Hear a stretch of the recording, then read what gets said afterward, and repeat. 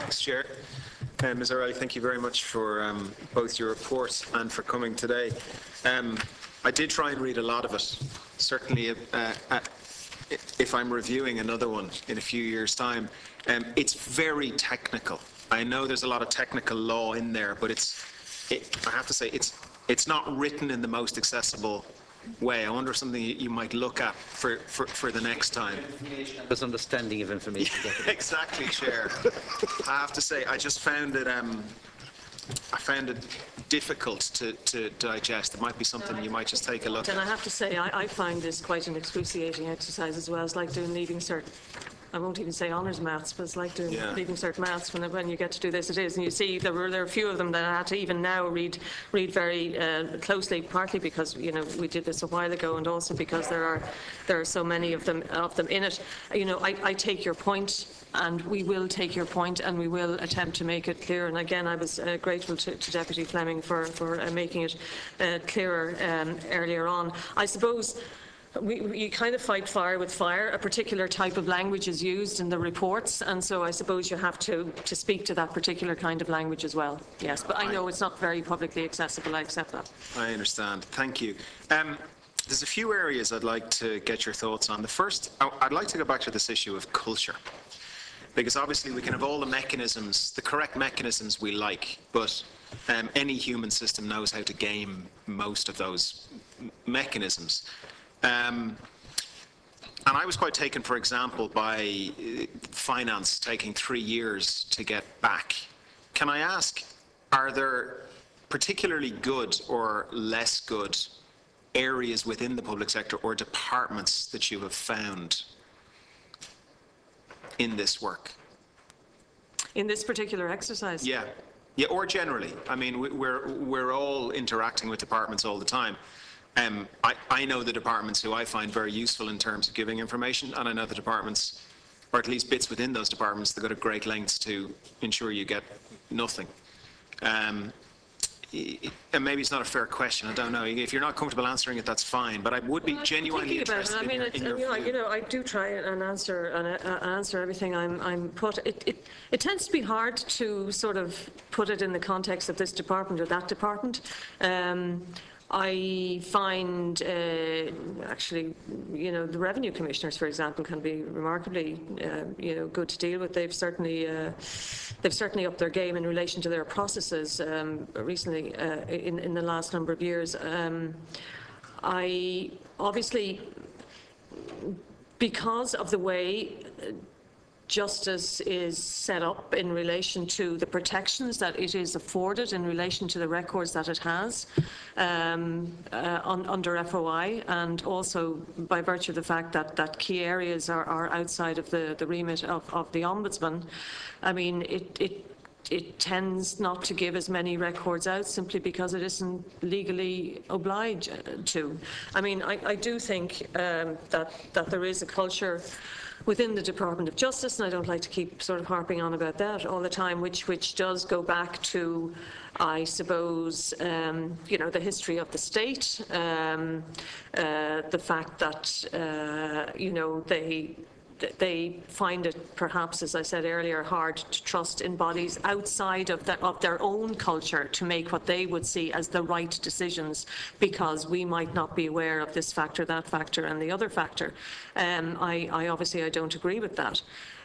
We do have issues with the Department of Health, quite significant issues in relation to the seeking of records. We have ongoing discussions with them in relation to matters, and when they decide that or claim that I'm outside of remit or this issue or that issue, all of the arguments which we attempt to rebut, but it can be very difficult. I think the culture in that particular department stems from the pressures it's under, the fact that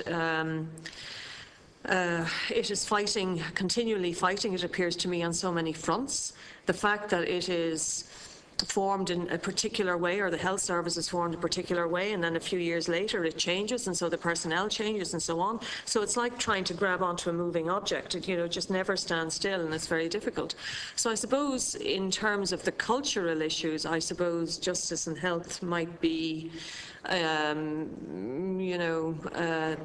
most difficult to deal with. But most departments do, I think, do their best. But I think there are two different cultures at play as well. There's the culture, there's the political culture, and there's the culture of the administration of the civil servants, So when I reference the fact that 11 of the 15 reports that are here predate this current administration, I can't say whether the administration and the administrators still hold to this, and they're now out of kilter with the politicians, or whether if they were to do them again, they'd have a different view because there's a different political culture. I don't know. Okay, thank you. In terms of the next round of this, if departments take 3 years or more to get back, I mean, it seems to me that you have been ignored by two groups that you've just referenced. You've been ignored by the political apparatus. If I understand correctly, none of the 36 recommendations which you made were taken on by the last committee. That seems to me to be being ignored by the political establishment. And then it's taken 3 years, for example, to get this report from the Department of Finance. That to me suggests you've been ignored by various parts of the administrative establishment as well. Does your office have sufficient power and sufficient sanctions? I know you can't sanction politicians, but do you have any power to compel departments like finance to provide you with information, which is a statutory requirement, when they continue to ignore you? Okay. Well, it is a requirement under law for the departments to do this. And, if they're ignoring me, you could argue they're also ignoring Parliament or ignoring this committee. Welcome to my world. By not producing these reports.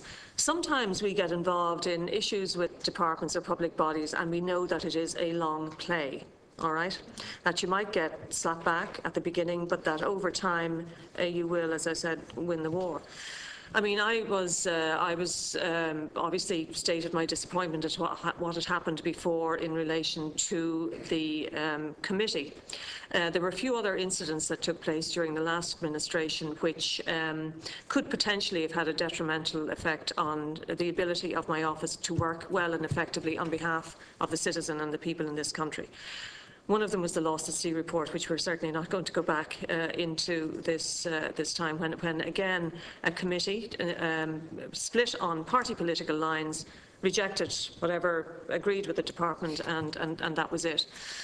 But as a result of the fallout from that, in terms of conversations that took place within the media, in terms of conversation that took place among parliamentarians, political parties and so on, and in terms of certain comments that I made at the time in relation to the proper relationship and power balance as between the executive and Parliament and committees such as yours, I believe that all fed into a wider debate which informed some of the thinking of many of the political parties during the election, and I think as a result of that we have had a number of big changes. At last the Ombudsman Amendment Bill came through, at last the FOI legislation is coming through.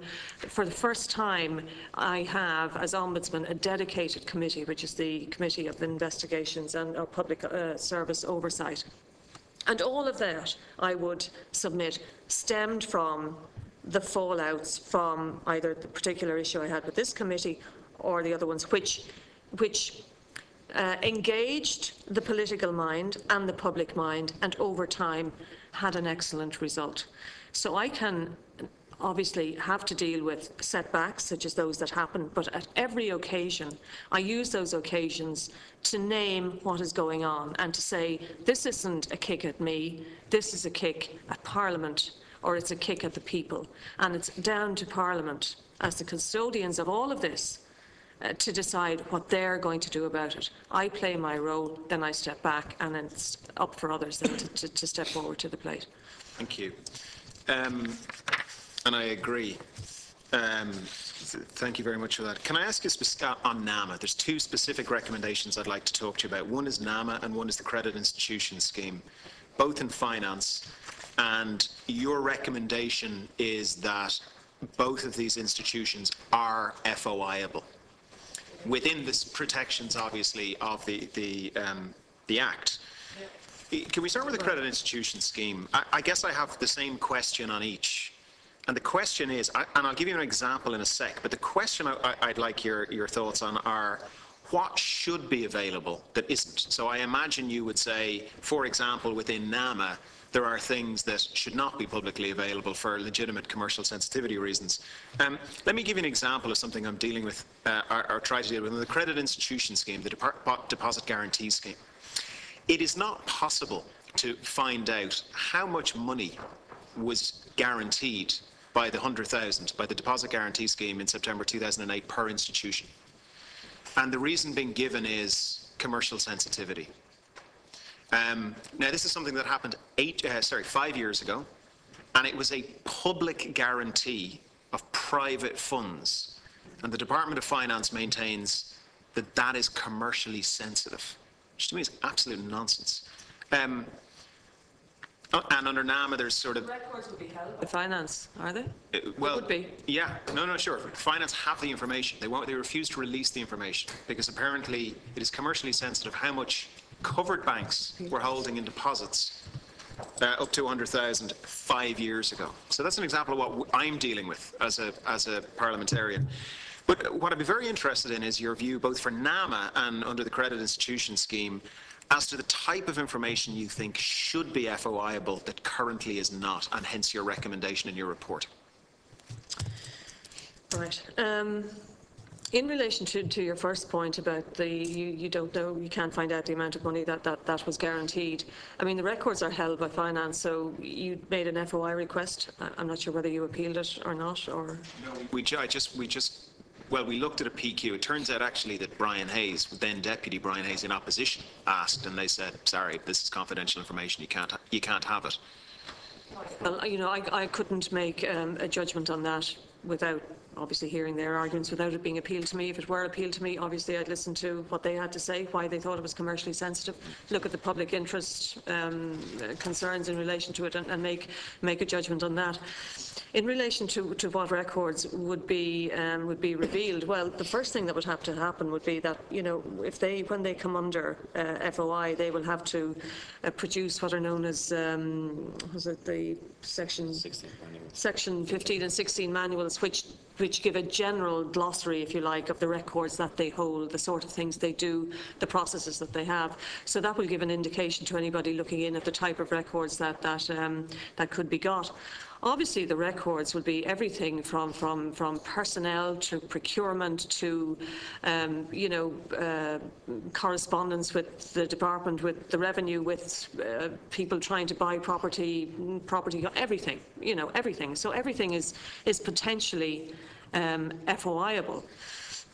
I think if you just stand back and look at the public interest, what is the public interest in this? Obviously, the public interest in this is that NAMA is a good thing and that NAMA works. All right, and that we can trust that the processes are such as to safeguard the public interest, number one, and B, that they are actually making a good commercial fist of it. Now, that wouldn't necessarily be my concern as Information Commissioner. And I think, you know, and I know this is an overused term, but it is a matter of public trust. I mean, in the years leading up to the crash, we trusted in an awful lot of organisations, and be they regulators and banks, or whether you trusted in the banks or not, but we trusted in an awful lot of people to do the right thing. And it was only when we saw what happened that we started to question that. And I can understand the reluctance of bodies such as NAMA to get involved, to become FOIable, if you like, or if they are FOIable, to be forced, if you like, to release too much information, because obviously the work that they do is commercially sensitive, but also of public interest. But I think they have to realise that part of the way in which they can work and work well is with the confidence of the public and indeed the politicians and committees such as yours behind them. But in order to have that trust, we need to be able to be confident in them, and therefore we need to be able to see a sufficient amount of what they were doing to enable us to say yes, we trust you, and yes, you're doing a good job, because it is, given the I don't know how much money NAM is dealing with, but it's a sizable amount, and given the amount of control that it has, the number of individual transactions, from what I read, that it undertakes, the number of judgment calls that it makes virtually on a daily basis in relation to transactions, it would be my view that it would be in the public interest to see a little more. Which is not to say that as Information Commissioner I would be releasing records, incontinently, shall we say. I mean, I too have to have regard for the public interest. But any good organisation, any good public body that comes to us, sometimes they will, if they're arguing in the public interest, they will do it exceptionally well in that they will write down all of the public interest for disclosure, and also the public interest for non-disclosure, and the public interest for disclosure. And that is what properly should be done, so that and then in time the courts or whatever can take a particular view of that. So there's 3 stages. First of all, they come under FOI. Secondly, when you get to see this particular legislation again, you can judge for yourselves, I mean the FOI legislation, how transparent those bodies are likely to be. Then we'll see what records they hold in a broad sense, and then the requests will come in. And it's only really when the outcomes of those requests are made that we'll be able to see how transparent they actually are. Thank you very much. Thank you. I'll bring